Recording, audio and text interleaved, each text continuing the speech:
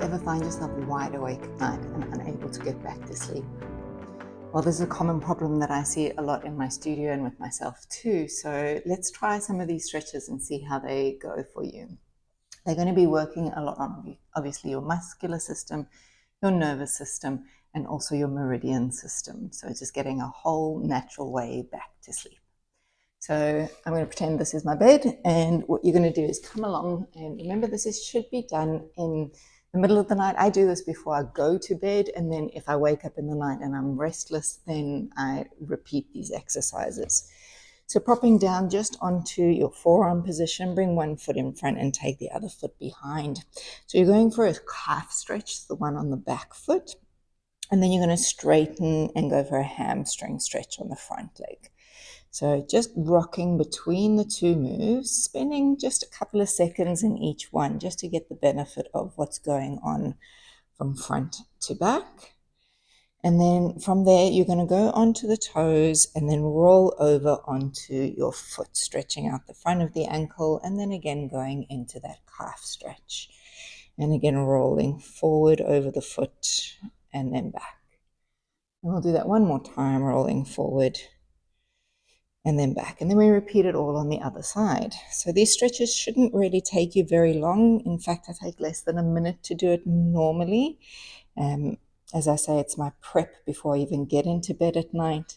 And that way I kind of set myself up for a really good night's sleep. But there are times when, different things happen, whether it be hormonally or your mind is racing or the heat or the cold, whatever it is, there are times when we are sometimes more awake than we would like to be.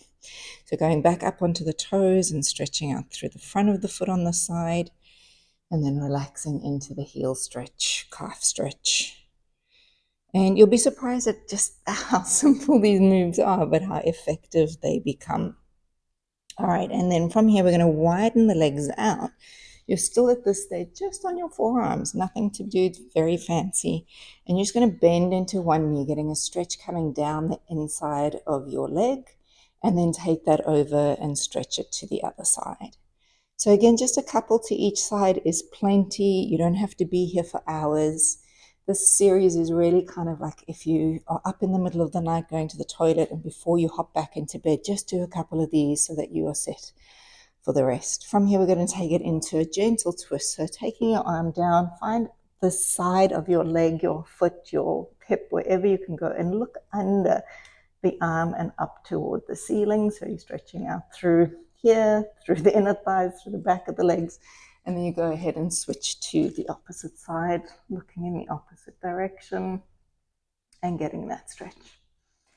So those would be my standard stretches, and then I hop into bed and that's it.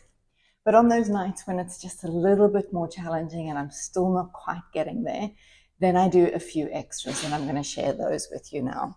So this is where we're going to be actually lying onto the bed, because you want to be back in bed and getting ready for your next rest. Okay, so now we're coming into bed, and because this next stretch is quite intense, this is an option for you to do it, is to sit on top of the bed and just swing your leg around so that you've got this angle for stretch. And then you're just going to lean back onto the opposite elbow, so you're opening up through the front of that thigh. So again, staying for a few breaths, and then you can switch your legs in this position. But to make it even more effective, and if you have that range, of course, you're going to lie yourself down, pillow supported, and then swing that leg back behind you. So I have my other knee bent to the side. You could have your legs stretched out. You could have your knee up towards the ceiling. None of it is important on the other leg. What is important is happening here at the front of the thigh.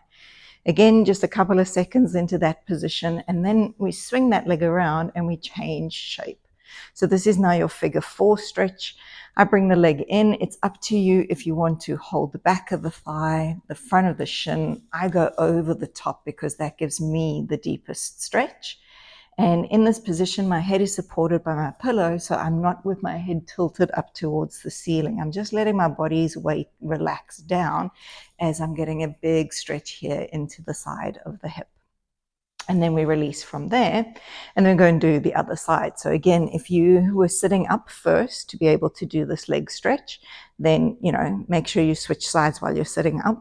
If you have someone in the bed with you, it's probably best to do as little disruption to them as possible. So figuring out how and when you're going to do these stretches. And then crossing a leg over the top again, hold where feels the best for you. And when we do a glute stretch like this, you want to make sure that you're relaxed in the other parts of the body. So it's pointless trying to stretch the glute out if you're tensing in your shoulders and your neck. So you want to be relaxed. Remember, your eyes are probably going to be closed. The room will be dark, hopefully. So you're already just easing yourself back into that slumber land. And then resting down. And then I'm someone who also has a little bit of restless legs, so my calves go a bit funky on me. So the final move I do is I grab a hold of my leg and I do a twisting. So at the base here of the foot, just twisting up the leg.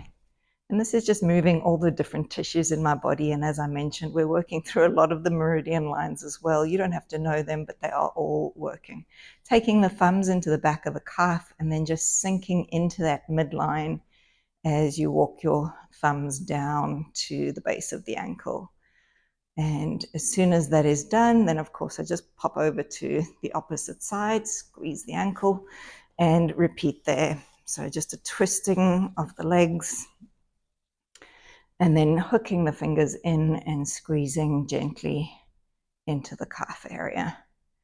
And this really does set you up. It kind of just gives that resetting of the nervous system, and squeeze at the ankle. And then whether you're a back sleeper or a side sleeper, you're pretty much ready to go.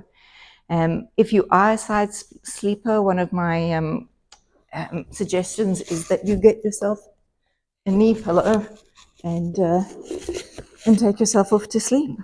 I'll leave a link for a knee pillow down below so that you can get one of them.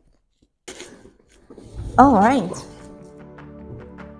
So I hope that was of benefit. I already feel a little sleepy, but it's the first thing in the morning for me. So I feel relaxed and I feel at ease in my body.